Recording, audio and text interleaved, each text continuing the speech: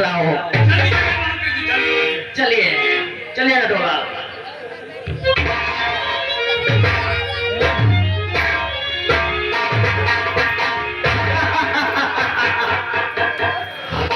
उत्तमगढ़ के महाराज चलता हो किसी ना किसी वैद्य से दवा ले आऊंगा और महाराज को दवा पिलाऊंगा, पिलाऊंगा। आता हूँ महाराज, आता हूँ हर कुछ तरह की दवा लेकर।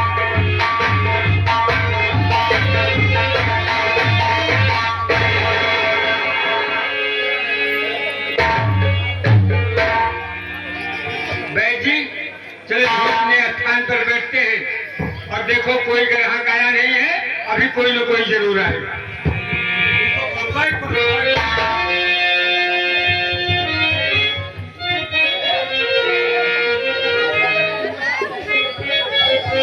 भैया आप लोग जाए मत, पानी नहीं बरसेगा। ये माता अवलिया भवानी का आशीर्वाद है, पानी नहीं बरसेगा। आप लोग आराम से बैठिए। नटवरलाल, अरे मंत्री का घर कितनी दूर है? मंत्री जी, आप मेरे पास, अगर आपने हुक्म दिया होता तो मैं आपके पास आ जाता। वो तो मुझे मालूम है, लेकिन तुमको एक बात मालूम नहीं है। क्या बात है? करके महाराज हुए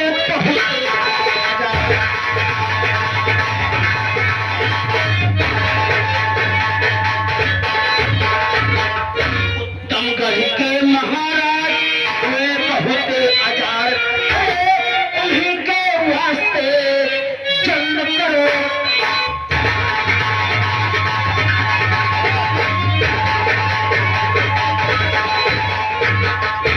चल जहर तैयार करो, ऐसा गुजरे खाते खाते, और एक बूंद हो मौत का भी हालत में जाते।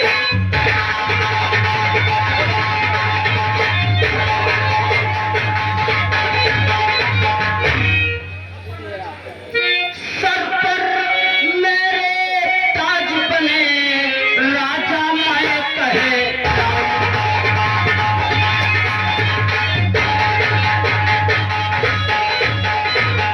सर पर मेरे ताज बंधे, राजा मैं कहे। अब करो हुकूमत प्रजा पर, प्रजा को दास।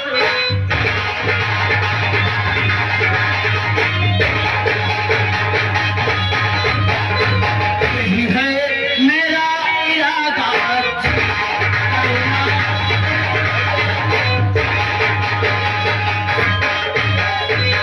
यही है मेरा इरादा, जीत होना दे।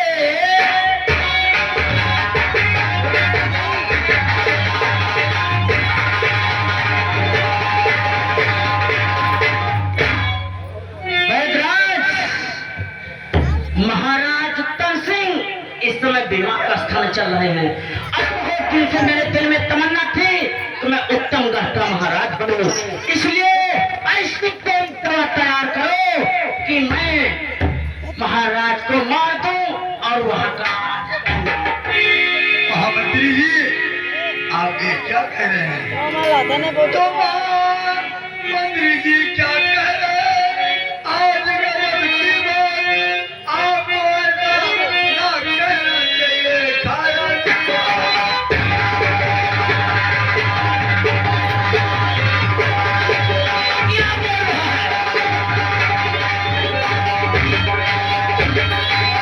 करते नमक हरार, क्या करता दानी। क्या आज आपके हाथों का मंत्री उतर गया?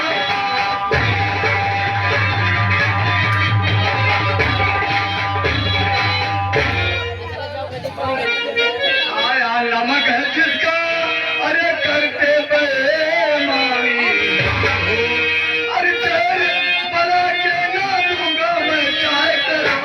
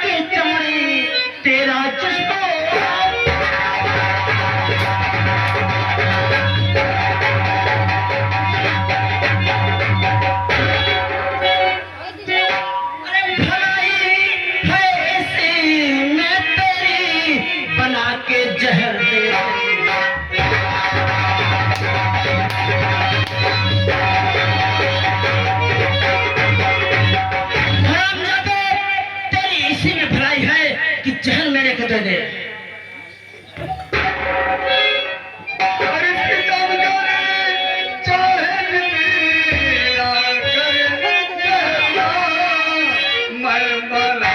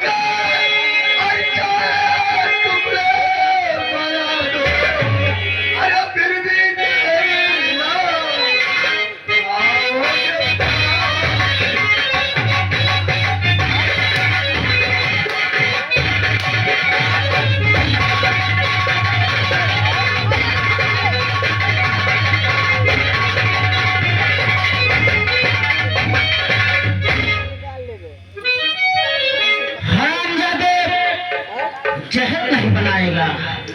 पहले बता तुझे अपनी जिंदगी प्यारी है कि नहीं प्यारी है?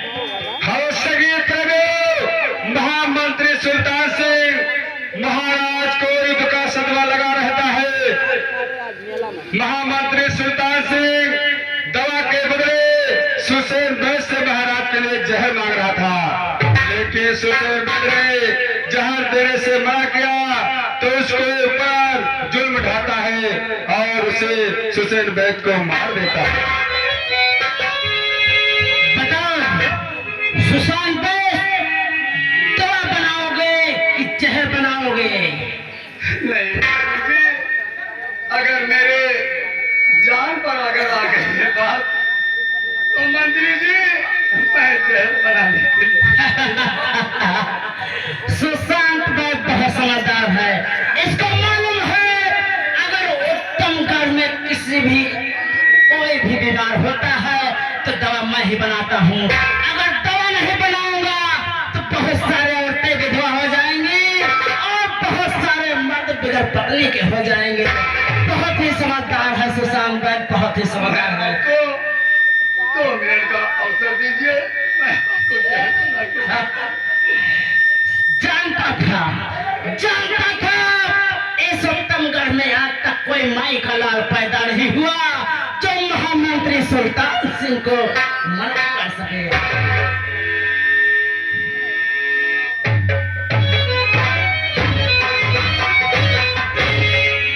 मंत्री जी, यहाँ वो हमारी सामग्री नहीं है, आप चाहिए मेरे साथ, मैं अपने भवन पर आपको जहर बना के।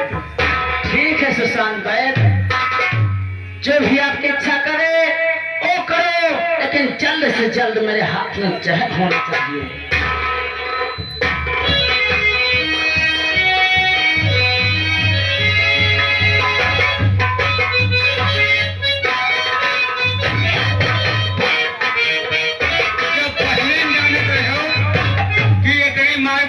पहले कहिए तो जहर बना के दे दिया, यही एक घूम का गए बाद में कहो ठीक है जहर बना के दे दूंगा, लेकिन कैसे?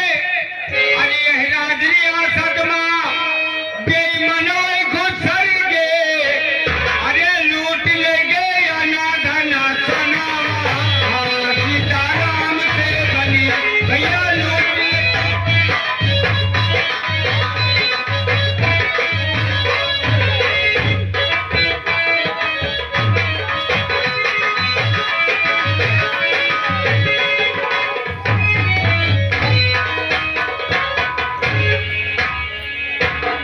मंत्री जी, आपके लिए मैंने जहर तैयार कर दिया और इंतजार करता हूँ ये बैठ। मंत्री जी, ये रहा जहर। अगर कोई इंसान इसे अगर छू ले तो आधे घंटे के अंदर उसका प्राण निकल जाएगा मंत्री जी।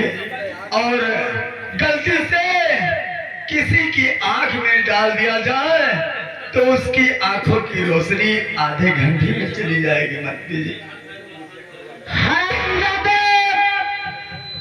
पहले क्यों नहीं बताया? मैं तो हाथ में पकड़ लिया, अगर गलती से कहीं उंगली मेरी आंख में लग गई तो साला मैं तो अंधा हो जाता।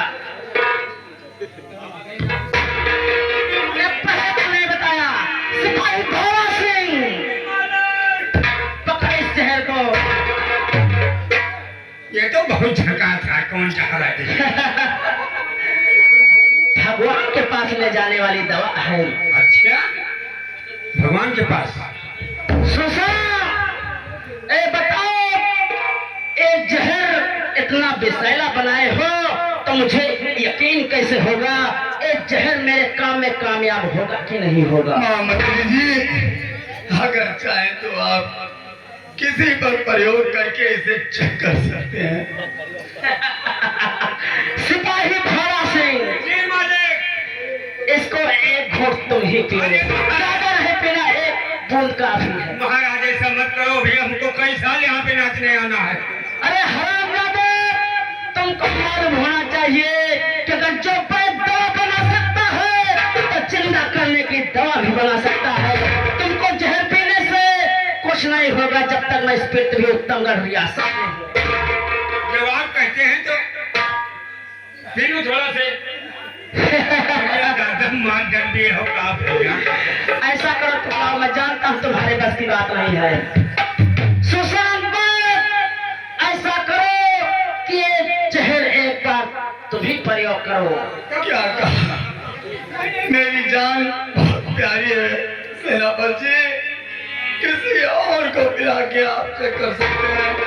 अरे हरामजादे, तुमको क्या उत्तमगढ़ का मैं फालतू इंसान देखता हूँ? अरे साला कीड़ा मकोड़ा नाली में रेंगने वाला, अगर एक वैद्य मर जाएगा तो दूसरा वैद्य इसके पीठ पर पैदा हो जाएगा।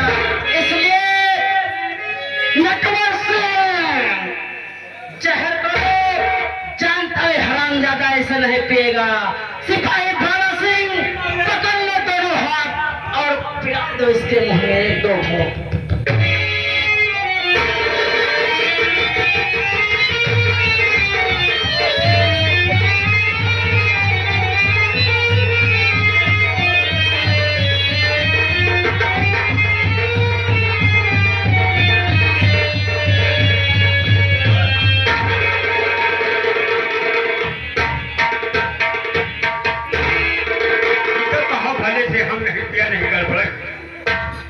महामंत्री जी, जहर तो बहुत तगड़ा है। मैं जानता था इस उत्तम नगर रियासत में सुल्तान सिंह का भार हर इंसान के अंदर जिंदा है। मैं जानता था ये मेरे साथ धोखा नहीं करेगा, लेकिन फिर भी महाराज की बात है, अगर कोई गड़बड़ी हो जाएगी तो साला मैं जिंदा कोर्ट में करवा दिया जाऊंगा। लेकिन ऐसा करो नेटोलाल, जहर को तो मांगने के लिए तो मुझे पूरा विश्वास हो गया, लेकिन एक बार इस भगत सिंह की आंखों में लगाओ, इसकी हरामजादे की रोशनी जाती है कि नहीं जाती है? रोशनी? अरे महामंत्री जी, मेरे आंख की रोशनी अगर चली जाएगी तो हम प्रधान जी का इनाम कैसे लाने जाएंगे बताओ? इसी पब्लिक में जाएंगे, कहीं फाट पड़ेंगे। अरे हरामजादे, यहाँ तुमको राज्य रियासत की बात चल रही है और तुम साले 10-20 चिल्ला के चक्कर में पड़ रहे हो।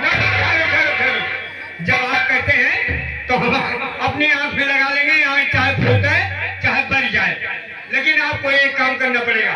मुझे मालूम है, जैसे ही हो तो भाला सिंह जैसा हो, वफादार, सच्चा और ईमानदार। हाँ, वफादारी हम करेंगे और आपका कहा हुआ हर काम करेंगे। हम मर जाएं भले, लेकिन आप जो कहोगे उसको हम करेंगे। लेकिन हमारे कहने से आपको एक काम करना पड़ेगा। क्या करना पड़ेगा ना? जैसे हमारा घर है कच्चा तो वो का बनवा दियो पक्का। हमारे उत्तमगढ़ में बहुत से प्रत्याशी चुनाव लड़ रहे हैं जी। जो की बार जीतेगा उससे से कहकर तुम्हारा घर पक्का करवा दूंगा। तो बहुत अच्छी बात है, लाओ हमारी आंख में जल्दी से लगाओ। लाओ, आज जाते ही पहले घर फूंक दी, अब घर तब तो बनी, नहीं तो बने कहाँ? लाओ आंख में लगाओ।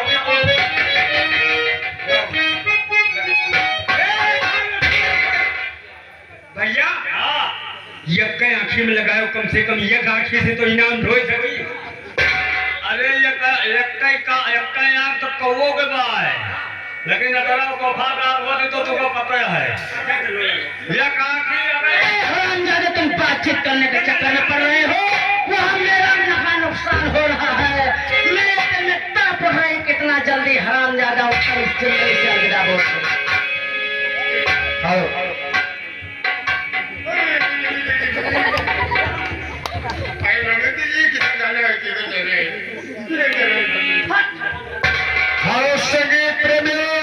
इधर महाराज को युद्ध का सदमा लगा है, महाराज दर्द से परेशान है। उधर महामंत्री सुल्तान सिंह वैद को मार करके दवा के बदले जहर लेकर राज दरबार पहुंचता है और महाराज दर्द से परेशान रहते हैं। ऐसा करो मुंशी नटवरलाल, बताइए मंत्री जी, इस हरामजादे की लाश को किसी जंगल में फेंक दो या किसी बिजौड़ा में फेंक दो, चील का वो नोच कर खा लेंगे, नहीं तो किसी को मालूम चला तो महाराज उत्तम सिंह मेरी फांसी दिला देंगे। तब तक मैं चलता हूँ महाराज के पास।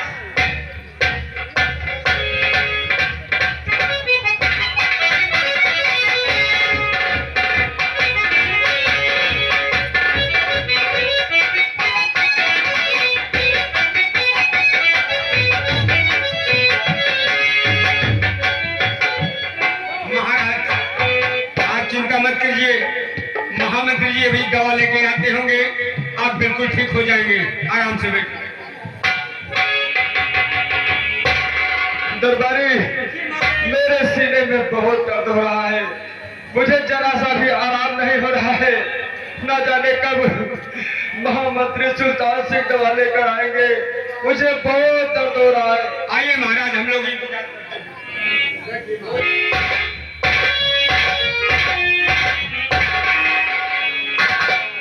सिपाही भाला जी मालिक। महाराज के चेहरे पर खामोशी और उदासी भी है। हाँ, उदासी है। ऐसा करो कि जो दवा लेकर आया हूँ महाराज को जल्द से जल्द पिलाओ और महाराज को एकांत वाले कमरे में थोड़ी देर के लिए छोड़ दिया जाए। बहुत अच्छा। लीजिए महाराज, आप अपने हाथ में। हम महाराज के उत्तरदायी हैं और दाहिने हाथ भी। सारी राज रियासत मैं संभालता हूँ, इसलिए महाराज को दवा मैं पिलाऊंगा। हाँ,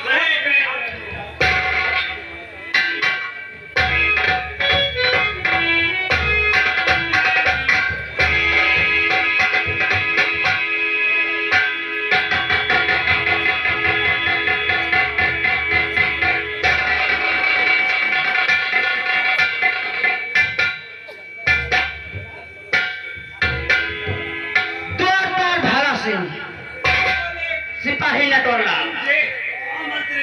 दोनों आदमी महाराज को ले जाओ, आराम कक्ष में फाटक बंद कर दो, कम से कम आधा घंटा इनको आराम करने दो, क्योंकि सुशांत वैद्य मेरे को बताए हैं कि दवा पीने के बाद में महाराज को नींद आ भी आ सकती है, इसलिए आधा घंटे के लिए महल में छोड़ दो, उसके बाद में महाराज जल्द ही ठीक हो जाए। बहुत